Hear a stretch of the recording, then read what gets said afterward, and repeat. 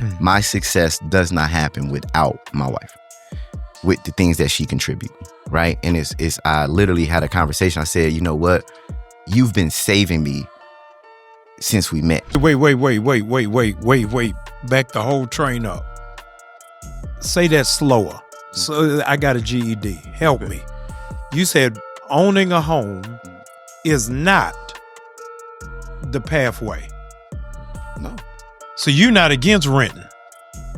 No, I'm not against it.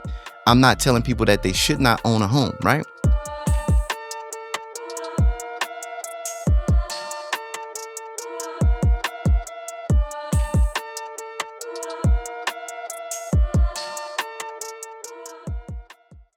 Hey family, welcome back to the Jamal Bryant Podcast. Let's be clear. Today I am not going to keep it 100. I'm going to keep it on Him500. You already know who it is. This is a transformational conversation for you, your financial future, and your family. I need you to do me a favor. Do not gatekeep this conversation. I need you to spread this rumor like wildfire. J. Edgar Hoover said that before good news can put on shoes, bad news has traveled the planet twice. Let's reverse the ecosystem and let good news go forward. Welcome, sir. I'm honored to have you. It's an honor to be here. It's an honor to be here. No, I've been waiting for years to get you in a room, to get you in a chair, and finally the day has come. Yes, I'm excited. I got to Atlanta in 2019. Okay. And so when I saw you in 2019, you don't look like who you look like right now. Nope. No, you was Pillsbury. Yep. You done made a full... They said if you made it to heaven and your best version of yourself was standing there, would it look like who you was now? Wow. And I was like, no. And I said, well, I got the opportunity. I think that I would see myself now. Yeah. So that's what I want to be. So for those who have been living under a rock, just got disconnected out of a coma, in 2019, how much did you weigh? My highest weight, I got up to 370. Wow. Yeah, I got up to 370. Yep. And then what was the moment for you that you said, man, I can't keep dragging this around? I started the stress and things like that I put on my body and allowed to happen. But I had sleep apnea. I started having issues with my heart, and I had to start sleeping with a CPAP. Wow. My wife takes pictures of me and my daughter, and she sent me a picture of me and my daughter sleeping. I had the CPAP on, and I realized that I ain't gonna have much more time with this little girl. Had to do something to make a change. Yeah. A lot of people really are not into health. They're into aesthetics. Yep. It's about what it is that they look like more than what it is that they feel like.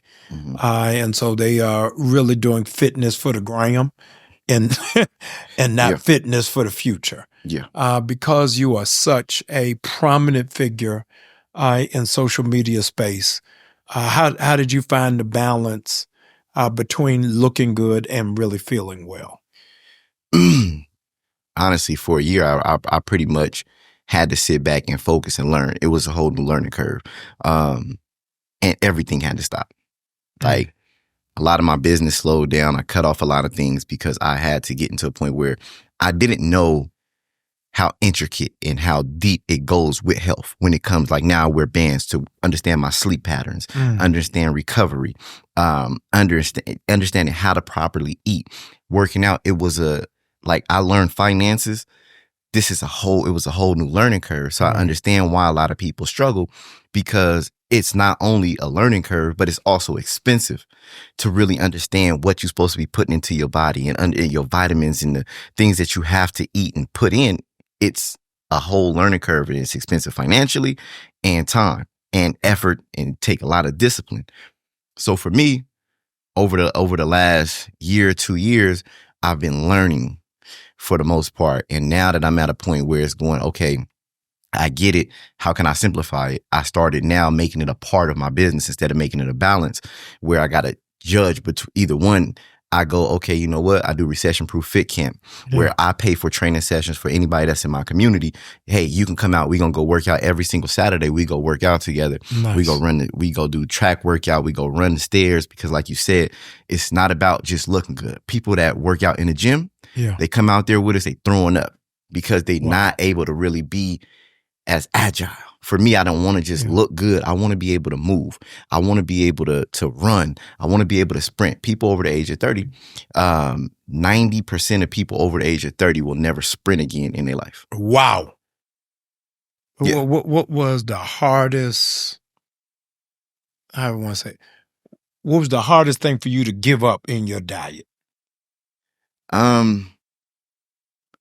Because I had gastric, it wasn't hard to give nothing up. They took it away. I couldn't eat. So. Wait a minute. Okay. I didn't know you had gastric. Yep. Okay. Yep. So that's the belt or that's not the belt? It's the sleeve. It's like a gastric sleeve. Yes. Yep. So, all right. So you see all this stuff on social media on people who get BBL drizzy. They getting a surgery and then they become health people, right? Yep. But you came in on a curve. I got the surgery. One thing about it is that what I was scared of, a lot of people get the surgery and then they gain the weight back. Right. I got the surgery. I was at 180. My weight stayed there. I couldn't gain weight. So it's like I look good compared to what I used to look like. Right. But I had to learn how to properly eat, how to properly put weight on, how to put muscle on. Yes. That's another battle.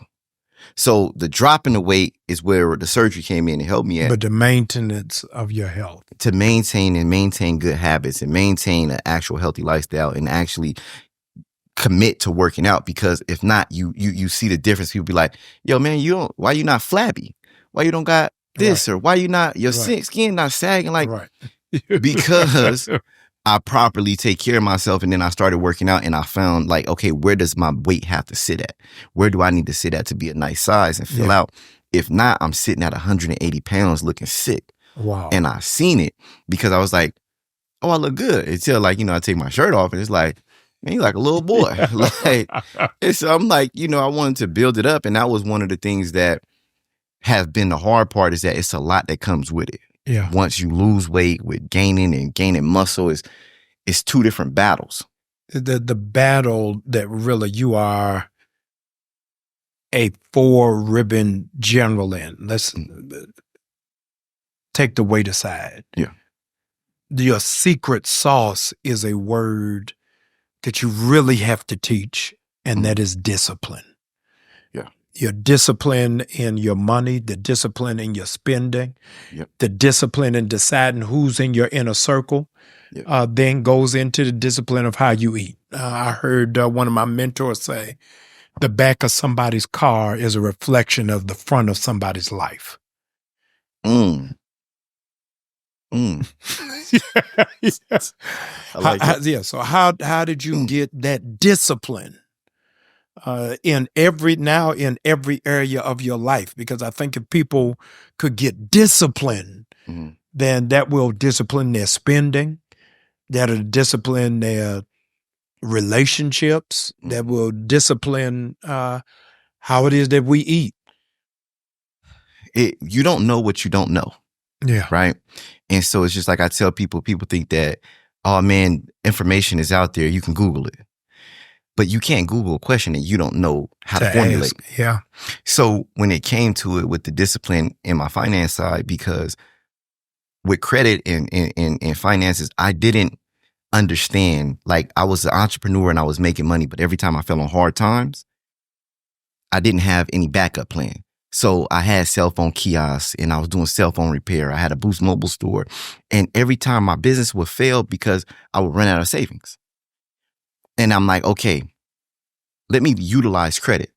But for me, the discipline came because I said, well, okay, I got to get this right so I can be able to have something to sit back on. Right. But what's the benefit of it? See, the biggest thing was it wasn't, oh, I want to go learn credit or I need it. It's a security net. No, it was me being selfish for my own well-being. Yeah. What's the benefit of me going through learning how to clean all these negative things I got up off my credit, how to actually monetize and go out and get access to capital. What's the benefit of having credit cards? Because I was miseducated on we should only have credit cards for emergency purposes, and you put gas on it and you pay it off. Right. So that's what I was trained to think. So I had to unwind all these negative things, and I had to go deep diving and searching on like, what's the benefits of credit? And I see all these other ethnicities saying, we travel for free. We go out and we do all of these things. And I'm like, I don't care to get a first class flight for free. I don't care to go and stay at a hotel somewhere for free. I'm in a position where I come from is that I need my utilities paid. Right. I need help with my overhead. And when I started realizing, okay, well, how can I use those systems to benefit me? Everything started to change. So I was disciplined for my own benefit. And a lot of times we don't see or connect our direct benefit to what it is that we want. And so when it comes to discipline and on the finance side, it was, okay, I'm about to put this effort into this. And I know I need it because I want to be financially stable. Yeah. I know I need credit because I keep failing, and I can't go and ask my mom. She don't got it. And I don't got no other family members that I can get it from. So something got to sit here. That was my level of discipline. I made something that I had to work for benefit me. Wow. So everything that I do, I make work for me 2, 3, 4 times over. So it's like, okay, if I'm in the struggle and I got to worry about building all these accounts and getting credit cards, and I need to learn this system because it's going to have to pay me. So I started having good credit pay me 6 figures a year just from having it. I work for it. What's the benefits? And that established the discipline. Yeah. When it comes to the weight side, it was the same thing. I said, okay, I've been able to amass this wealth. My daughter gonna lose me. I'm not about to die out here after I established and built this life for them. Yeah. And then I'm not here. That means I set them up on a roller coaster to take them all the way up, and they finna go down because this is built off of me. Their whole life changes if I go.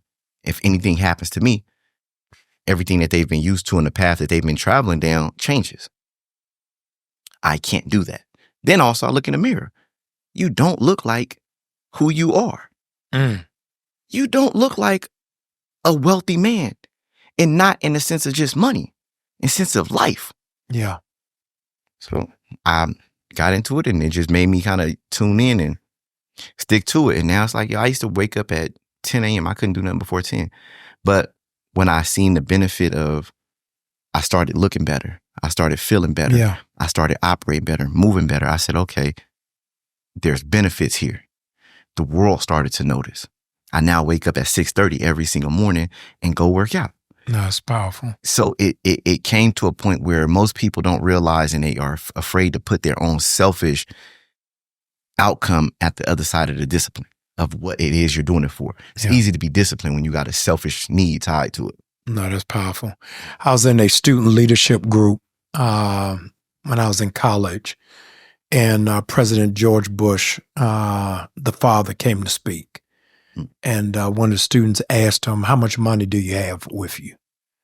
And President Bush said, I don't carry money. I carry my driver's license and American Express. And all of us are like, how you the president? All you got is a credit card. Mm-hmm. And it was that took me in a deeper dive to say, how are you establishing your name, your credit, and your finances just off of one card? What was one of the most pivotal things you either heard or read that took you down the rabbit hole to better financial living?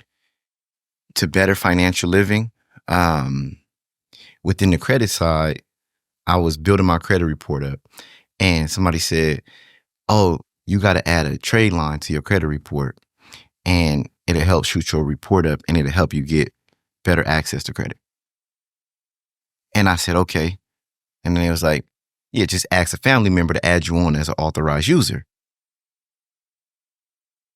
I said, okay, I don't got one of those. Right. So I started researching. I said, oh, you can pay people. I'm from around the way. Yeah. You show me a hustle and I realize I'm about to remix it. Because if I got to pay you for something that you get from having good credit, wait a minute, something, and it clicked. I said, I'm got to pay you $500 for 2 trade lines. I'm about to pay you $1,000 to help me boost and establish my credit. What cars do you got? And I started to learn I can add people on as authorized users and sell spots. I just gave you $1,000 onto a $15,000 credit card.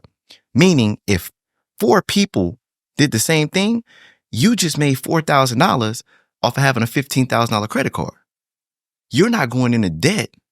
You're utilizing the bank's actual resources and the benefits to generate capital. I said, okay, yeah. Let me go ahead and figure this thing out. Right. What credit cards I need to establish? Right. How do I actually operate like this? And how are people able to go out and set this up and actually add people and create a business from it?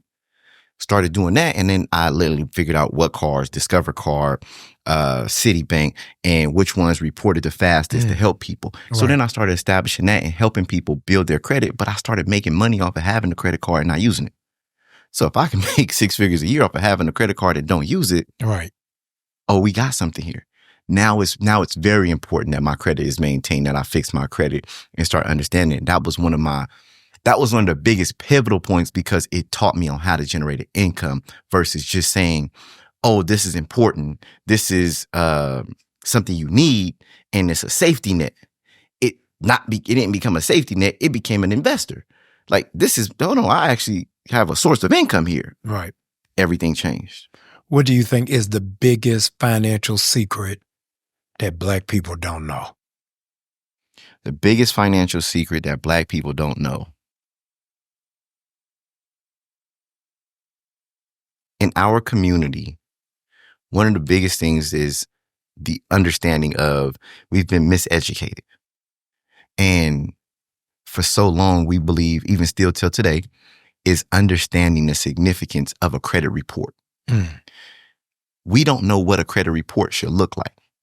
All we think about is the number. And we don't understand the significance of how a credit report is built out, how it should be structured, and the resources that are available to do so. When you realize that the report and the things that we need to get access to, the thing that hinders us from actually getting approved is not the number. Yeah. Biggest part. And then understanding, okay, so it's a report and what it needs to look like. Well, then how do I how do I actually manage my credit utilization? How do I properly establish accounts, and what type of accounts do I need to establish? How many accounts I need to have on my credit report? Yeah. The age of my credit report, how to actually, find out and calculate the age of my credit report.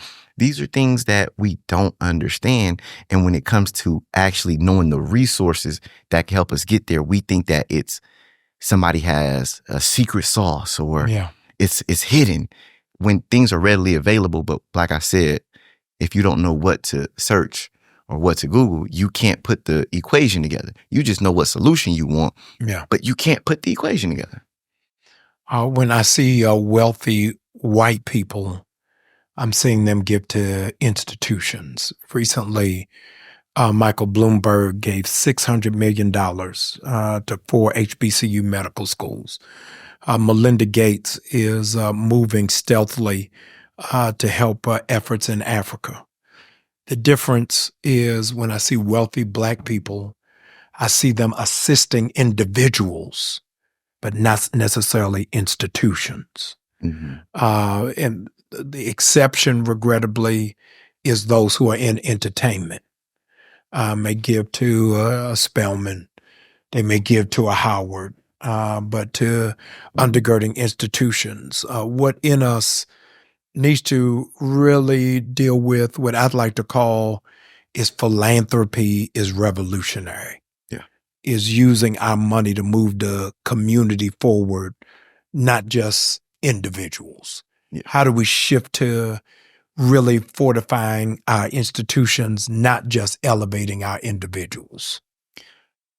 The biggest thing is that we have to get to a point where we understand the role that people play, right? I look at it, and I had a conversation today, and I explained, because when we look at Black success and wealthy Black, like you said, it's entertainers. Yeah.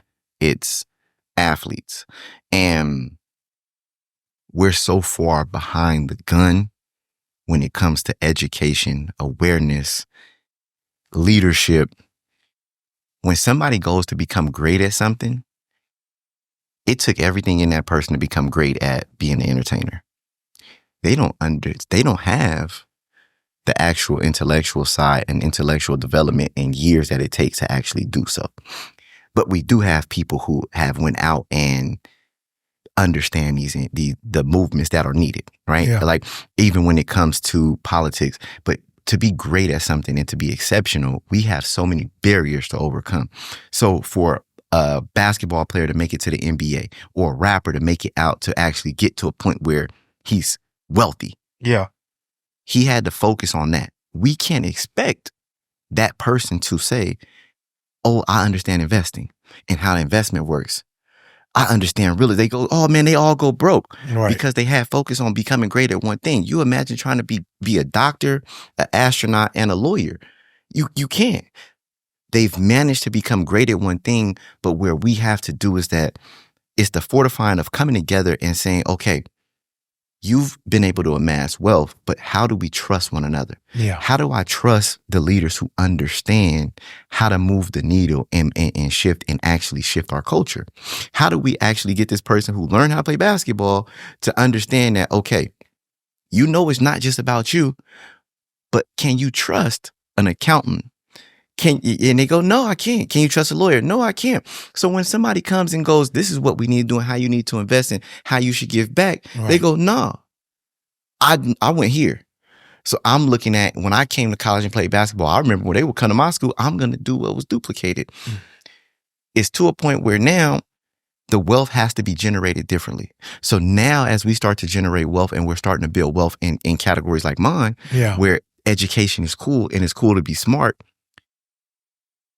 they're going to always be wealthy, but they won't be the only ones now. Right. Now that the smart people, and it's not that they're not smart, but the people who focus on education and focus on moving the needle for the culture starts to bring the money into the community and starts to get to that level, then things change. It's like me partnering up and doing things with different Black banking institutions. And it's going, okay, you guys don't have the most benefits. You're not beneficial to the community. Right. But you're beneficial overall to the movement that we need for our culture and our community.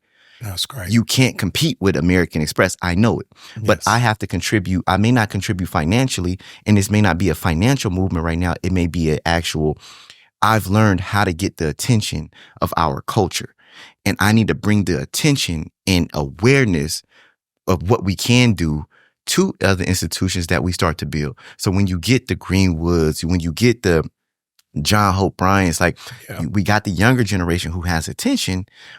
Well, bring some of that attention to our other leaders who are great and at the forefront. That's great. That can bring it there, because now we're making money here. We got the community want to learn. They actually want to be smart. Yeah. I can get 3 million people to watch me. Wow. That means they listening to us. Clearly. But it's the leaders who are on the front who has much more experience. Right. They're not as connected into the community, but they're connected with the experience that we need. That's great. We take it away from the entertainers and things. They can do what they do, and it's like we wrap the medicine in candy. That's why when I do an event, we always got rappers and things there. Because y'all want to see them. Y'all going to sell more tickets. Right. But the overall concept of the event was growth and development. Oh, that's great. What is the best thing about being poor and the worst thing about being wealthy? The worst thing about being poor is the best thing about being poor. Oh, the best thing. And the worst thing about being wealthy. Okay. Best thing about being poor. The best thing about being poor is you can't do anything but grow. Yeah, that's true. With that is, and unfortunately, is that being poor, the stresses of the world that you think you have, you don't.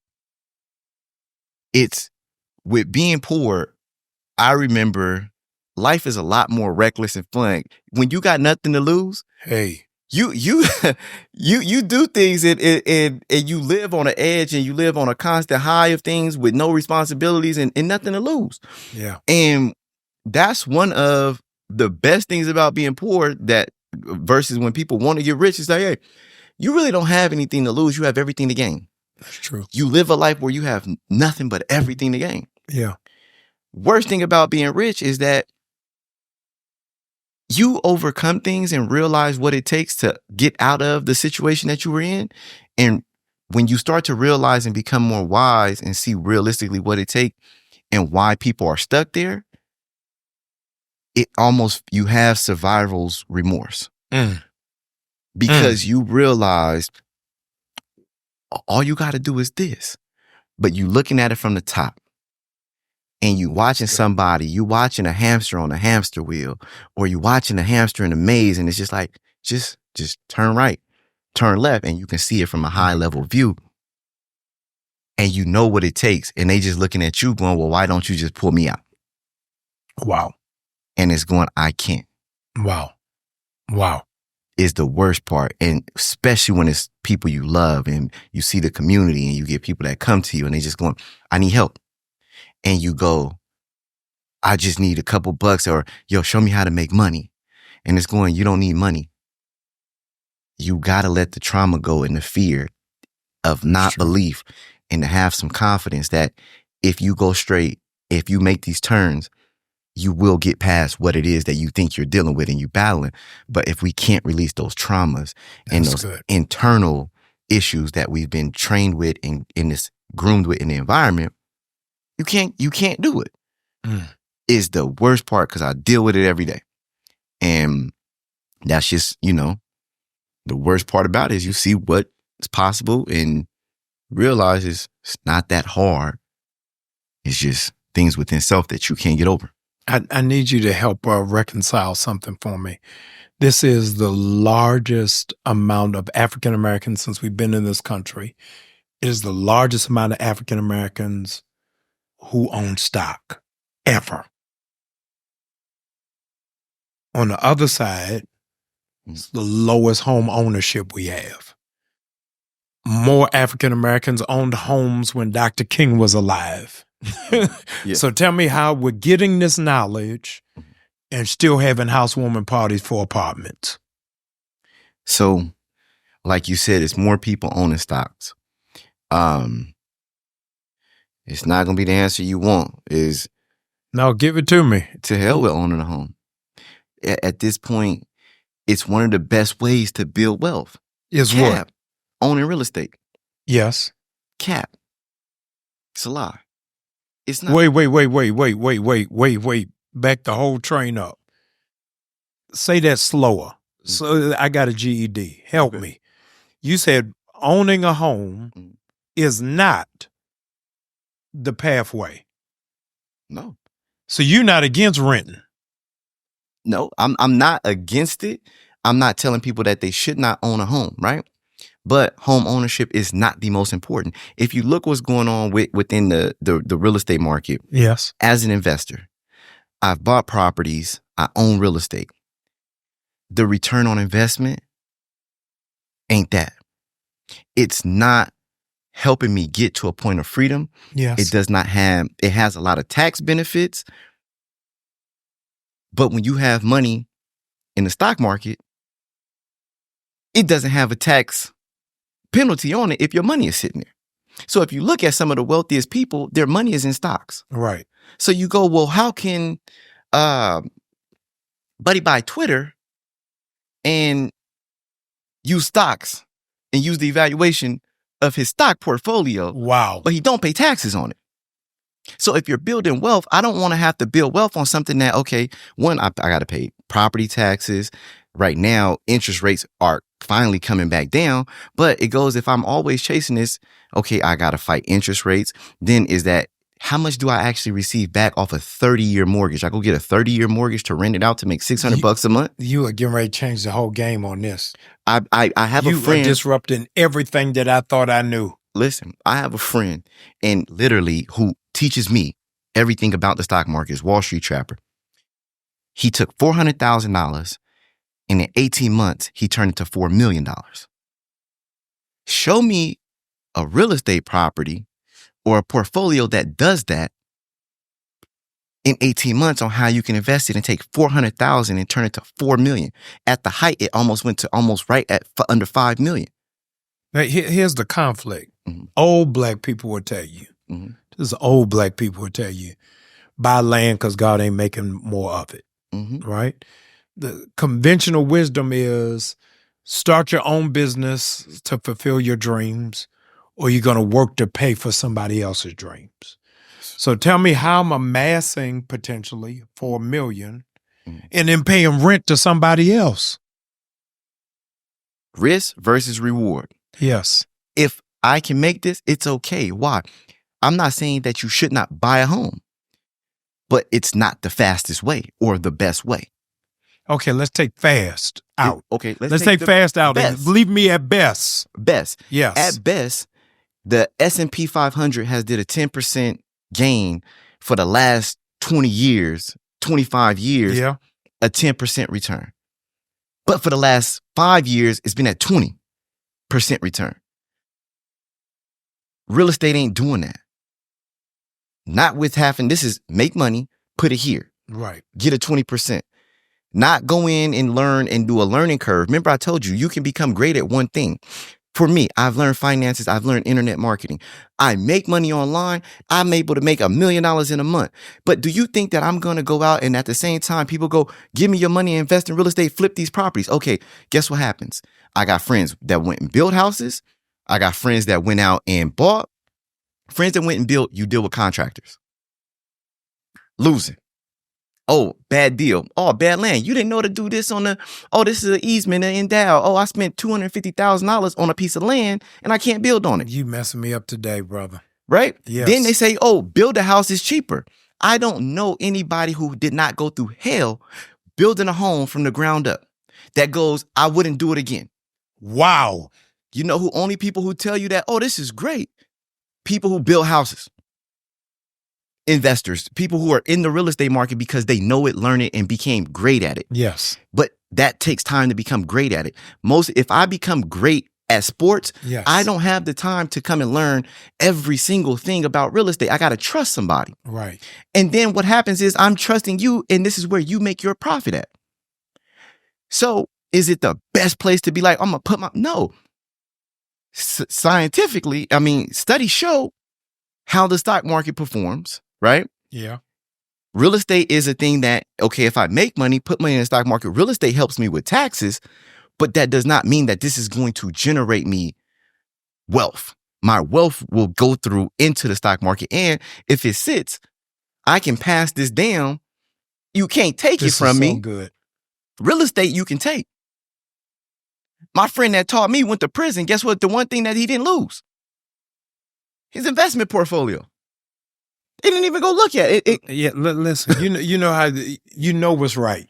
You Mhm. know what's right. Mhm. I can't refute nothing you saying, but I don't know if I can do it. You done raised my blood pressure. Mm-hmm. You said something because you said buy land because they're not making no more of it. Right. You ain't getting no more life either, so you can't buy more of that. But you gonna live your life to your fullest extent. But that's just the reality. It's like, okay, it's no more land. Who says I gotta own a piece? No, I gotta own a piece now. But I why? gotta own a piece. But Because I saw your house. I saw your house. Yeah. And I know you're not renting. Nope. Yes. No. I saw the cars. Mm-hmm. And I know you're not renting them. Nope. I saw the plane. And I know you're not renting it. Yep. So I'm trying to figure out why you want me to rent. I don't want you to own rent. it. I don't want you to rent. I want you to be able to build wealth and understand that when you buy real estate and get into the real estate, get into it at the proper lane and not thinking that real estate is going to make me rich unless you're going to learn that. And this is going to be you're not going to be, okay, I'm going into finance. I'm going into business and opening up restaurants. And I'm going to take all my money out of my restaurants and I'm going to invest it in real estate, and real estate is going to get me rich. I'll make more money if I can properly learn and stay and execute in my restaurant business and learn how to be great here. Take that time and effort to be great here and make money And then whatever it is, if you're investing in real estate, if you're investing into the stock market, is okay. But understand that unless you're operating in real estate, that's not the way to get wealthy unless you're fully diverse into it, right? I want to make this make sense because I don't want to get cooked for this, right? Yeah. Because so many people love real estate and they think we've been bamboozled that that's the thing. I've been hoodwinked. Owning a home and owning it has its benefits. Yes. That's when it is 100%. Yes. I'm not telling people not to own a home. I own a home, but I've also had bad deals buying properties and lost money. Ask people that they won't say, if people go, well, how many times have you did bad deals and lost money? Ask people that's in real estate, how many people have lost their shirt trying to get into real estate and don't know what they're doing. That's me. I lost my undershirt. But you I'm were in still a wife beater right now. I done lost it. See, you did. And and you're great at what you do and being able to establish yourself. But still with real estate, you went over and invested. Right. And you lost money. Not one. If somebody comes to you today, you walk out of this studio, they bump into you on the way to the car, Him500, I got 40,000 cash. Mm-hmm. You telling them to point in what direction? What direction you pointing them? They don't have multi-million dollars. This is what they got. Mm-hmm. I'm 40,000 in. It's free and clear to invest it in whatever direction. You point them in what direction? Yourself. And whatever it is that you did to be able to have $40,000, the discipline that you've established is the best thing that you could ever have in this world. If you have $40,000, whatever you did to gain it, the discipline you have to be able to save it and be able to keep it, keep doing it. Don't go out and believe that you can give your money to somebody and they're going to do better by it than you are. You're going to be the best steward. The best thing that you can do is invest into yourself and then go educate yourself on an industry that you are interested in. If you're interested in real estate, go learn it in depthly, and then you put the money in it where you understand and are aware. It's the same thing with stock market. If you don't understand the stock market, it'll take your shirt and rip you out and spit you out. For my friend to make 400 to 4 million, somebody else had to lose. Right. It's a game of education and information, but which one has the best return? Listen, and let me say to you, 100. I want to disagree with you. I can't. I'm trying to find a way to disagree with you. Yeah. It's foolproof. And what I appreciate and salute you on is you're trying to get this to as many families as possible. Yes. How many are you trying to reach? My goal is to create 100 millionaires. 199, because I'm going to be one of them. Gotcha. So 99 of you all, Mm-hmm. y'all got to lean in. They ain't even 99 left. We have 46. Oh, 45 of y'all left. Yep. 45 of you all left. Tell me what it is that you take those 49 who are left through. So the biggest thing is that for us, it's like me moving to Atlanta is you get a awakening, right? People always ask, would you recommend people move to Atlanta? I said 100% for self-confidence. I went to California and I felt like the waiter was being racist because I was the only black person in the restaurant. Mm. And when I left, I had a revelation. I said, did you think that he was racist, or was it because you were the only black person in there? You overreacted and overlooked into it. And it's probably how you always get treated. Mm. But you look deeper into it because you felt out of place. And I said, it's probably because I felt out of place and I was uncomfortable. It was a personal thing. It had nothing to do with what he did or his actions. It was personal. And I said, I'm okay with that. And I'm okay with making that mistake. I can't wait to go home. Yeah. To be around an environment that I'm comfortable in. Yes. When it comes to building wealth, for me, learning is one part. Having access to information is one part. But having access to information amongst a group of people who are on the same trajectory and on the same path, when one makes a mistake, we all can learn from it. We all coming out of the same environment. We're all overcoming some of the same hurdles. Mm. And I'm doing it together with people that look like me. I'm not saying that I don't like white people. I'm not saying that I'm against Hispanics. Right. But unfortunately, I know what it's like coming out of a Black home. Yeah. I know what we deal with. I know the Section 8. I know the things that we deal with, and I know who's going to relate to me. Yeah.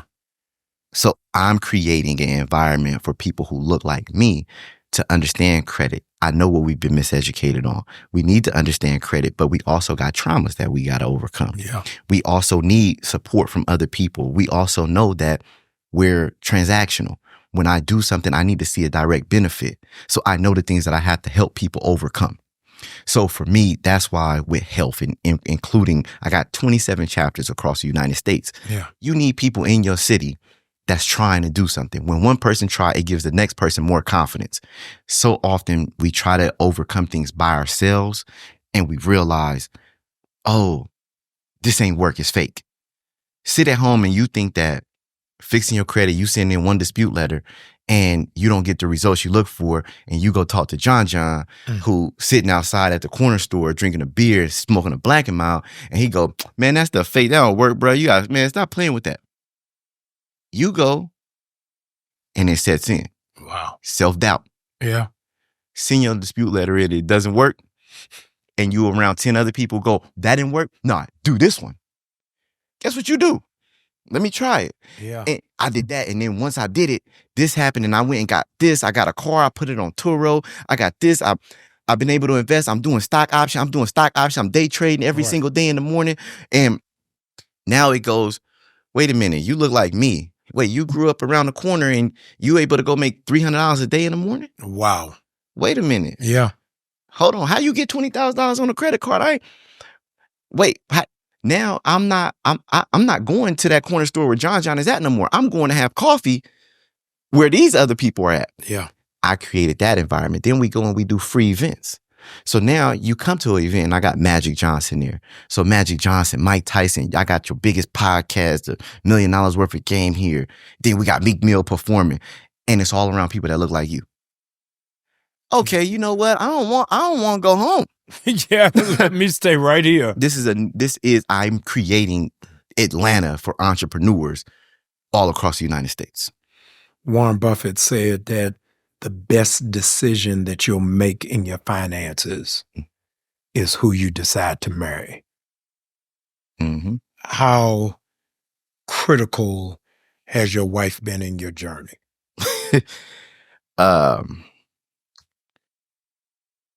Critical. If I could put it in a stance, it would be, I wanted to say another statement, but I'm gonna keep it to myself. They used to ask you, is a pig's butt pork, right? Yeah. It's a part of me that I don't exist without. My success does not happen without my wife, with the things that she contributes, right? And I literally had a conversation. I said, you know what? You've been saving me since we met. I tell people you need confidence. Some of the confidence that I got came from her. Wow. That somebody else believes in me, that somebody loves me genuinely. I remember, I got in trouble and they told me, I got in trouble for some cell phones and doing some stuff at one of the stores I worked at. And they said, you can do sentence a maximum of 14 years in prison. Ooh. And they told me, you know what? You pay us back the $60,000, pay us $60,000 that you owe us, and we'll give you 14 years to do it on probation. And I said, 14 years probation, man, that's a lie. I can't do nothing. Right? When you poor, remember I told you, you reckless. You got nothing to lose. Well, now I got 14 years to lose. I can't. I walked out of court that day and got fired. I went to work that night, they fired me. I said, I just agreed to give them $60,000 and I don't have a job. And so I remember talking to her and we were dating at the time. And I said, man, she was like, what's wrong? I said, I got to go to my probation. People called me in. I said, I got to go in and see him. And she was like, why? I was like, I don't know. She said, did you pay your probation and everything? Your restitution and everything? And as a man, I'm not that man. I'm not dependent on a woman. Right. I said, no. I said, I'm going to figure it out when I get there. And she was like, well, how much is it? And I told her. And she sent me a picture showing like, well, just tell him it's paid. And I said, you really care. Yeah. Like, we were dating. We wasn't living together. You lived in California. I lived here. You made it happen. And I said, why you do it? And she was just like, I know what happens if you go in there without it. Oh, yeah. And I said, I was willing to sacrifice. I was just going to find out. I ain't have a choice. So I go, that's the beginning. And then I started doing credit repair and started doing things and building this business. Powerful. First trade lines we were selling was hers. Wow. Man, go upgrade that ring. I don't even know what the ring looked like. Listen. Just go get a necklace. Go buy something today. Listen, and people don't realize is that it's not just the contribution of things that she contributed, but then also the person that she helped me become. Because I had a point to prove. You not gonna do me like that. You not finna save and wipe my ass. Right. I'm here. I'm a man. Right. I got a point to prove because I have to redeem myself because I felt low. Like, man, you had to do that for me.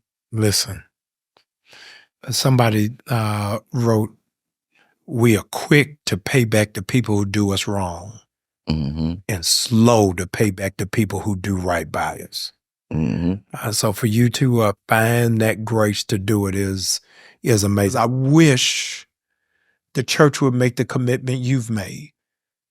Imagine if churches said, in the year of 2025, we're going to bring 47 families out of poverty. Imagine if the average mega church made that level of commitment. So now you're pushing me to reevaluate what it is that we're doing in terms of economic development, what we're doing in financial literacy and community engagement. I didn't know of who you were, what you did until I came to Atlanta.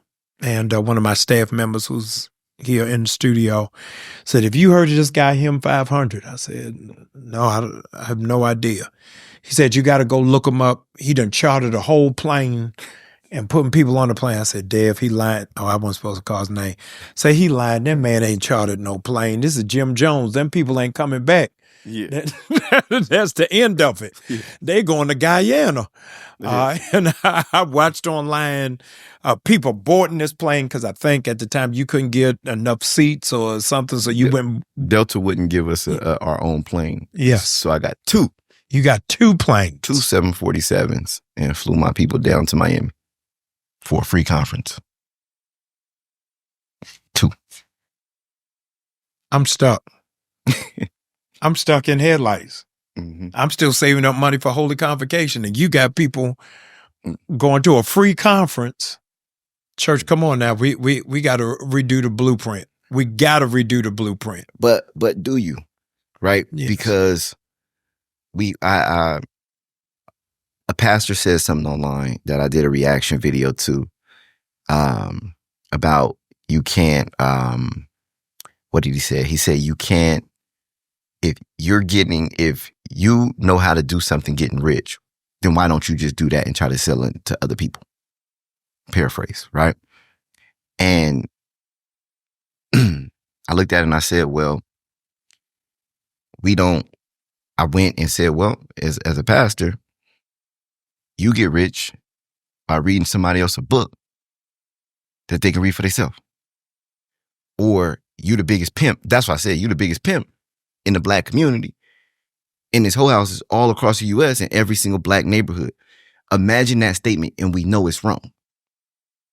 As a leader, you know what's wrong. Because when I made that statement, it was the hook to get people to listen. Like, what you said? And I said, yes. And I said, that's wrong. But I can paint that narrative. And that's a narrative that our black leaders and faith-based leaders have dealt with for decades. And yes, we have to deal with on a daily. Now you have black educators coming about and you're saying, why are you charging somebody for information when if it worked for you, you would just be doing it? If I come out of an environment and I'm a plumber and I know how to make $250,000 a year and the average black household makes 47, I'm obligated to go back and tell somebody. But this is our fight when it comes to financial literacy. Yes. I don't look and people go, well, people not making money in the churches. Well, do you understand that all the traumas and things that we got to overcome, that you got to deal with?